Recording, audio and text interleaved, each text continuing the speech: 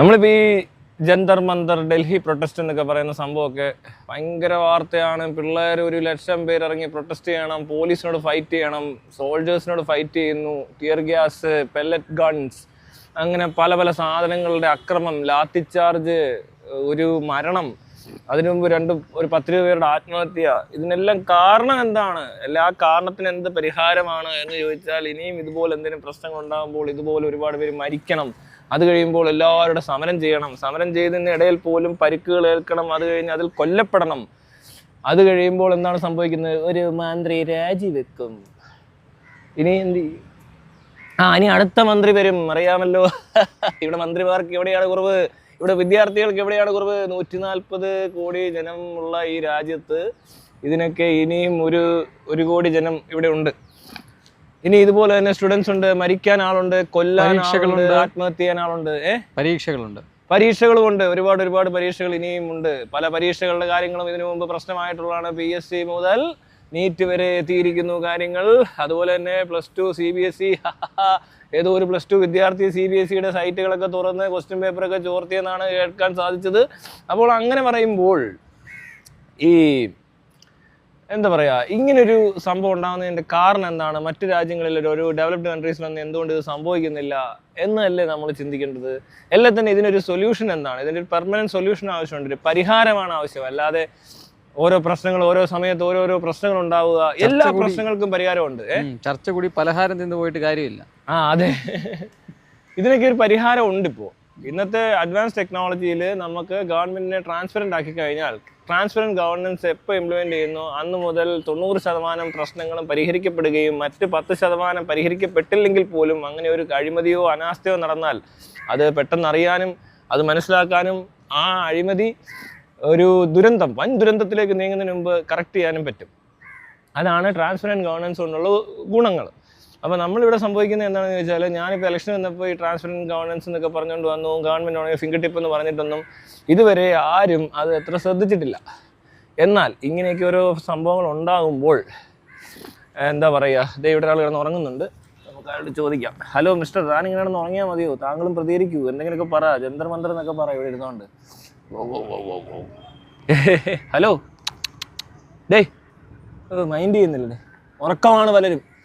ഇതുപോലെ ഉറങ്ങിക്കിടക്കുകയാണ് ഇവിടുത്തെ മനുഷ്യർ. അവർക്ക് പറഞ്ഞിട്ട് മനസ്സിലാവുന്നില്ല. ഞാൻ പറഞ്ഞില്ലേ, ട്രാൻസ്പെറൻ്റ് ആക്കാൻ വലിയ ബുദ്ധിമുട്ടൊന്നുമില്ല. ഒരു AI ഡെവലപ്പറും 5G ഫോണും നെറ്റ്വർക്കും ഒക്കെ ഉണ്ടെങ്കിൽ ആർക്കും ഇത് ഉപയോഗിക്കാൻ പറ്റും. പിന്നെ ഇത്തരം ടെക്നോളജികൾ ഡെവലപ്പ് ആകുമ്പോൾ ഇവിടെ ഒരുപാട് പേര് ഇതൊക്കെ പഠിക്കും. പക്ഷെ പഠിച്ചിട്ട് അത് എവിടെ കൊണ്ട് ഇംപ്ലിമെൻറ്റ് ചെയ്യുമെന്ന് ചോദിച്ചാൽ അവർ ചിലപ്പോൾ ഇനി വല്ല ഷോപ്പിലോ ബിസിനസ് സ്ഥാപനങ്ങൾക്കോ വേണ്ടിയിട്ടായിരിക്കും ഇതൊക്കെ ചെയ്തു കൊടുക്കുന്നത്. ഇതിന് മുമ്പും അങ്ങനെയാണ്. സോഫ്റ്റ്വെയർ ഡെവലപ്പായി, സോഫ്റ്റ്വെയറുകൾ ഉണ്ടാക്കി വന്നു. ഇൻ്റർനെറ്റ് വന്നപ്പോഴും ഇവിടുത്തെ ഗവൺമെൻറ് സ്ഥാപനങ്ങളിൽ അപ്പോഴും പേപ്പറിൽ കഥ എഴുതിക്കൊണ്ടിരിക്കുകയാണ് ആളുകൾ. പേപ്പറും പേനയും ഇതുവരെ ഒരു ഓഫീസിൽ നിന്നും പോയിട്ടില്ല. പൂർണ്ണമായി ഒഴിവാക്കണമെന്ന് ഞാൻ പറയത്തില്ല, പക്ഷേ എങ്കിലും കുറച്ച് വേഗത കൂട്ടാൻ, ഇവിടുത്തെ എല്ലാ പ്രോസസ്സും സ്ലോ ആണ്, അതിൻ്റെ വേഗത കൂട്ടാൻ ഏറ്റവും മികച്ച രീതിയിൽ ഉപയോഗിക്കാൻ പറ്റുന്ന ഒരു സാധനമാണ് ഈ കമ്പ്യൂട്ടറും നെറ്റ്വർക്കും ഒക്കെ. പക്ഷെ അത് ചെയ്തിട്ടില്ല. എന്തെല്ലാം ടെക്നോളജി ഇവിടെ വന്നു, എന്തെല്ലാം ഈസി ആയിട്ട് കമ്മ്യൂണിക്കേഷൻ നടക്കും. പക്ഷേ ഇവിടെ അതല്ല. എഴഞ്ഞെഴഞ്ഞെഴഞ്ഞെഴഞ്ഞെഴഞ്ഞ് ഒച്ചു പോലും ഇപ്പോൾ ഇതിലും വേഗത്തിലാണ് പോകുന്നതെന്ന് പറയുന്നത് കേട്ടോ. ഈ ഗവൺമെൻറ് സ്ഥാപനങ്ങളുടെ സ്പീഡും ഒച്ചിൻ്റെ സ്പീഡും കമ്പയർ ചെയ്ത് നോക്കിയപ്പോൾ മനസ്സിലാക്കാൻ സാധിച്ചത് ഒച്ച് നമ്മുടെ ഈ ഗവൺമെൻറ്റിനേക്കാളും വേഗത്തിൽ സഞ്ചരിക്കുന്നു എന്നാണ്. അപ്പോൾ ഇതിൻ്റെ സ്പീഡ് കൂട്ടാൻ, ആക്യുറസി കൂട്ടാൻ, കറപ്ഷൻ ഒഴിവാക്കാൻ, അല്ലെങ്കിൽ ഇങ്ങനെയുള്ള അനാവശ്യങ്ങൾ നടക്കാതിരിക്കാൻ വേണം നമ്മൾ ചിന്തിക്കേണ്ടത്. അല്ലാതെ നമുക്കിങ്ങനെ സമരവും എന്നും ഈ പറഞ്ഞ പോലെ അക്രമവും വലിയ യുദ്ധമൊന്നും നടത്തിയിട്ടല്ല ഒന്നും നേടിയെടുക്കേണ്ടത്. സ്വാതന്ത്ര്യം കിട്ടിയപ്പം ഒരു സമരം ചെയ്യും. അതെ, സ്വാതന്ത്ര്യം കിട്ടുന്നതിന് മുമ്പും സമരമാണ്. ഈ സമരം അവസാനിക്കുന്നില്ല. ആരോടാണ് ഇപ്പോൾ സമരം എന്ന് ചോദിച്ചാൽ ഇന്ത്യക്കാരനോട് തന്നെ സമരം ചെയ്തുകൊണ്ടിരിക്കുന്നു. ഇന്ത്യക്കാരനെ തന്നെ ചൂഷണം ചെയ്തുകൊണ്ടിരിക്കുന്നു, ആക്രമിച്ചുകൊണ്ടിരിക്കുന്നു. ഇത് മാറ്റാൻ ഇനി ഒരു വഴിയേ ഉള്ളൂ. ഞാൻ പറയുന്ന ഈ സിസ്റ്റത്തിനകത്ത് ഈക്വൽ പാർട്ടിസിപ്പേഷനും ഈക്വൽ റെസ്പോൺസിബിലിറ്റീസും ഉണ്ട്. അതായത് നമ്മൾ ഇന്നും മൊബൈലിൽ കാണുന്ന സ്വിഗ്ഗി സൊമാറ്റോ പോലെ ഓർഡർ ചെയ്യണം. അതിൽ ജാതി മത രാജ്യഭേദ ഒന്നുമില്ല, വ്യത്യാസമൊന്നുമില്ല. അതിനകത്ത് ഏത് ജാതിക്കാരനും ഏത് മതക്കാരനും പിസ ഓർഡർ ചെയ്താൽ പിസ വീട്ടിൽ വരുന്നു. അല്ലേ വേണ്ട, എന്ത് വേണേ ആയിക്കോട്ടെ, ബർഗറോ എന്തൊക്കെയാണ് അതിനകത്തുള്ള, ദോശയോ ചമ്മന്തിയോ ചായ ഓർഡർ ചെയ്താൽ അതും കിട്ടുന്നുണ്ടല്ലോ. അതിനകത്ത് ജാതി മതമൊന്നും ആരും ചോദിക്കുന്നില്ല എന്ന് പറഞ്ഞ പോലെ ആയിരിക്കണം ഗവൺമെന്റ്. എല്ലാം നമ്മുടെ വീട്ടിലോട്ട് സർവീസ് ചെയ്ത് തരേണ്ട അവസ്ഥ ഇന്നുണ്ട്. ആ കൊറോണ പോലത്തെ ഒരു സംഭവം ഉണ്ടായപ്പോൾ ഈ ഓൺലൈൻ പരിപാടിയുടെ ഒരു ഈ എന്താ പറയുക ആവശ്യം എന്താണെന്നും അല്ലെങ്കിൽ അതിനകത്ത് അങ്ങനെ ഒരു പരിപാടി അങ്ങോട്ട് കാര്യങ്ങളെ എത്തിക്കാൻ സാധിച്ചത് എന്തുകൊണ്ടാണ്? അങ്ങനെ ഒരു ബുദ്ധിമുട്ട് അനുഭവിച്ചപ്പോൾ മാത്രമാണ്. ഡേയ് പോവാണോ ഇങ്ങ വാ, ചെവി കേൾക്കാത്തത്. അതിന് ചെവി കേൾക്കത്തില്ല. ആ കണ്ടോ, അവരുടെ കൂട്ടത്തിൽ നിന്ന് വന്നതാ പുള്ളി. അതിന് ചെവി കേൾക്കത്തില്ല പട്ടിക്ക്. ഞാൻ എന്റെ അത്ര അടുത്ത് നിന്ന് വിളിച്ചില്ലേ, അറിഞ്ഞില്ല. അത് അറിയുന്നില്ല.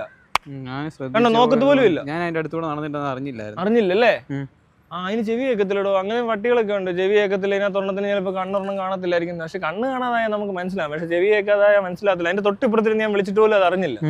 ഇപ്പൊ വിളിച്ചപ്പോഴും പുള്ളി നോക്കുന്ന പോലും ഇല്ല. കണ്ടോ, അങ്ങനെ പോകത്തില്ല, എല്ലാവരും നോക്കും. അവിടെ നിന്ന് ഒരാൾ എഴുന്നേറ്റ് നോക്കി. കാര്യം എന്നാ അറിയോ, ഇവന് ചെവി കേൾക്കത്തില്ലെന്ന് അവർക്കറിയാം. മനസ്സിലായില്ലേ? ഇനി ഇയാള് വല്ല പ്രശ്നം ഉണ്ടാക്കുവാണോ എന്നൊരു കൺസേൺ വെച്ചിട്ടാണ് മറ്റേ നോക്കിയത്. ശരിയല്ലേ? ആണോ, എന്താ പ്രശ്നം? ആളെന്ത് ആളെ വല്ലതും ഇനി കേൾക്കുന്നില്ലാത്തത് കൊണ്ടേ, മനുഷ്യരല്ലേ പറയാൻ പറ്റത്തില്ലല്ലോ. വിളിച്ചിട്ട് കേട്ടില്ലെന്നോ ഞാൻ തല്ലുവൊക്കെ ചെയ്യും. ഏത് വിളിച്ചിട്ട് കേൾക്കുന്നില്ലടാ, നീ അധിക പ്രസംഗിയാണോടാ, നീ എന്താടാ എന്നൊക്കെ ചോദിച്ച് തല്ലിയാലോന്ന് വിചാരിച്ച് ബാക്കിയുള്ളവർ നോക്കിയതാ പാവങ്ങള്. അവർക്ക് മനുഷ്യരെ അറിയാൻ തോന്നുന്നു. അപ്പോ ഇങ്ങനെ ഒരു സിസ്റ്റമാറ്റിക് ചേഞ്ച് അല്ലാതെ ഒരു സൊല്യൂഷൻ ഇല്ല. ഇവിടെ ഇപ്പോൾ ഒരു മന്ത്രി രാജിവെച്ചത് കൊണ്ടോ അല്ലെങ്കിൽ ഈ ഭരണം മാറി വേറൊരു ഭരണം വന്നാലോ, സിസ്റ്റം ഇങ്ങനെയാണെങ്കിൽ ഇവിടുത്തെ കോൺസ്റ്റിറ്റ്യൂഷൻ അടക്കം ഔട്ട്ഡേറ്റഡ് ആണ്. ഇവർ ഈ വലിയ കാര്യത്തിൽ അംബേദ്കർ എന്ന് പറഞ്ഞ് പൊക്കി പിടിച്ചുകൊണ്ട് നടക്കുന്നുണ്ട്. അതിനകത്തും ഭേദഗതികൾ വരുത്തേണ്ടതുണ്ട്. ഒരുപാട് കറക്ഷൻസും എന്താ പറയുക കുറച്ചുകൂടി റിവൈസ് ചെയ്ത് ഇന്നത്തെ കാലഘട്ടത്തിലും ചേരുന്ന രീതിയിലുള്ള കുറേ ഭേദഗതികളൊക്കെ വരുത്തേണ്ടതായിട്ടുണ്ട്. അല്ലാതെ നടക്കത്തില്ല ഇത്. ഈ കോൺസ്റ്റിറ്റ്യൂഷനും ഇവിടുത്തെ ജുഡീഷ്യറി അടക്കം എല്ലാം ഒരു എന്താ പറയുക ഔട്ട്ഡേറ്റഡ് ആണ്. വളരെ ഔട്ട്ഡേറ്റഡ് സിസ്റ്റമാണ്. അതുകൊണ്ടാണ് ഇതിനകത്ത് ഇത്രയും സ്ലോ ആയിട്ട് ഈ പ്രോസസ്സ് ചെയ്യേണ്ടി വരുന്നത്. അതുപോലെ തന്നെ ഒരു കാര്യവും പെട്ടെന്ന് നടക്കാതെ വരുന്നത്. ഇങ്ങനെയുള്ള അഴിമതികൾക്കുള്ള സാധ്യത ഉണ്ടാക്കുന്നത് എല്ലാം ഈ ഔട്ട്ഡേറ്റഡ് സിസ്റ്റം ഇരിക്കുന്നതുകൊണ്ടാണ്. അതേസമയം കുറച്ചുകൂടി അഡ്വാൻസ് ആയി കഴിഞ്ഞാൽ, ഞാൻ ഈ പറയുന്ന പോലെ ഇതൊക്കെ ട്രാൻസ്പെറൻ്റ് ആയി കഴിഞ്ഞാൽ ഇവിടെ ശരിക്കും പറഞ്ഞാൽ ഈ കാണുന്ന പല കാര്യങ്ങളും പ്രശ്നങ്ങളല്ല. അതുകൊണ്ട് ഇവിടെ ഈ വെള്ളം പോലും ഇങ്ങനെ കെട്ടി കിടക്കത്തില്ല. ഞാൻ ഉറപ്പ് പറയുക, ചുമ്മാ പറഞ്ഞല്ല. ഈ പട്ടികൾക്ക് ഈ ദുരന്തം ഉണ്ടാകത്തില്ല ഈ നാട്ടിൽ. പ്രാവുകൾക്ക് വേണ്ടി എന്തെങ്കിലും ചെയ്യുമോ? എല്ലാവർക്കും നല്ലതായിരിക്കും. കാരണം ഇവിടുത്തെ മനുഷ്യന്റെ ഹാപ്പിനെസ് ഇൻഡെക്സ് ഒക്കെ കൂടുമ്പോൾ പ്രാവുകളോടൊക്കെ ആൾക്കാർക്ക് സ്നേഹം കൂടുകയോ ചെയ്യുന്നത്. സന്തോഷവാന്മാരായ മനുഷ്യനെ ഇതിനൊക്കെ തീറ്റി കൊടുക്കുകയും ഇതിനോടൊക്കെ കളിക്കുകയൊക്കെ ചെയ്യത്തുള്ളൂ. അല്ല ടെൻഷൻ അനുഭവിച്ച് സ്വന്തം തലയ്ക്കകത്ത് മുഴുവൻ സ്ട്രെസ് കൊണ്ട് നടക്കുന്ന ഒരു മനുഷ്യനെ ചിലപ്പോൾ പട്ടിയെ കണ്ടാൽ അതിനെ കല്ലെറിയാനൊക്കെ ആയിരിക്കും തോന്നുന്നത്. അത് അങ്ങനെ ആയി പോകുന്ന അവര് ഈ നാട്ടിൽ ജനിക്കുന്നതുകൊണ്ട് മാത്രമാകുന്ന. ലോകത്ത് എവിടെ ചെന്നാൽ ഇത്രയും പട്ടികളോട് ആക്രമിക്കുന്ന അല്ലെ പട്ടികളെയോ മൃഗങ്ങളെയോ പീഡിപ്പിക്കുന്ന മനുഷ്യരില്ല. എവിടെയാണ് നല്ലൊരു രാജ്യത്ത് ഒരു പട്ടിയെ കെട്ടിത്തൊക്കി കൊല്ലുക, പൂച്ചയെ കെട്ടിത്തൊക്കി കൊല്ലുന്ന മനുഷ്യരുള്ളത്? സൈക്കോസ്. അത് ഇവിടെയൊക്കെ ഉള്ളൂ.